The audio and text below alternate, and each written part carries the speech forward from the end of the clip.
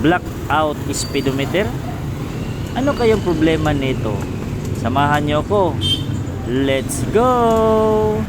At kung bago ka pa lang sa aking channel, huwag kalimutan mag-subscribe at i-click ang notification bell para ma-update ka sa mga bagong videos ko. Yes mga ka-riders, check voltage muna tayo, 13 volts, so goods yung baterya.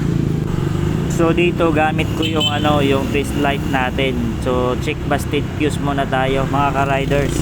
Dito mga ka-riders, sa kabilang fuse napapansin nyo na ayaw siya umilaw. Wala siyang continuity test.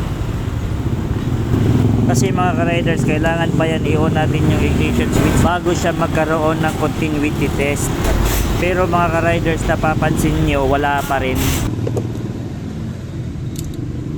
So ang gawin natin mga ka-riders, try natin papalitan yung starter relay.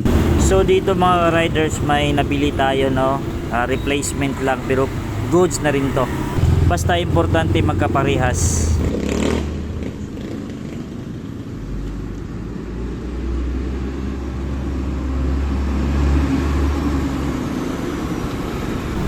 Check fuse ulit tayo mga ka-riders. So napapansin nyo may continuity test siya, sa kabila wala pa rin. Kasi mga ka-riders, kung napapansin nyo walang starter relay yon.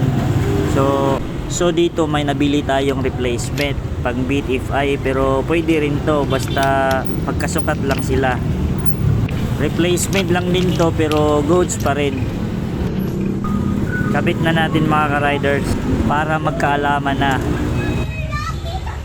So yun mga ka-riders, gumana na. Yung maliit na relay lang pala problema nito Ito tingnan nyo mga ka-riders.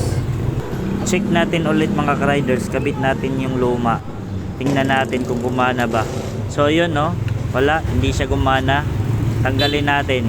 Ikabit natin yung bagong nabili natin na relay.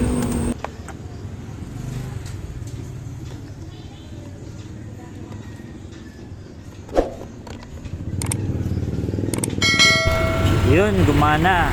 So problema lang talaga mga ka-riders yung relay. Sana may natutunan kayong bagong kaalaman. Salamat!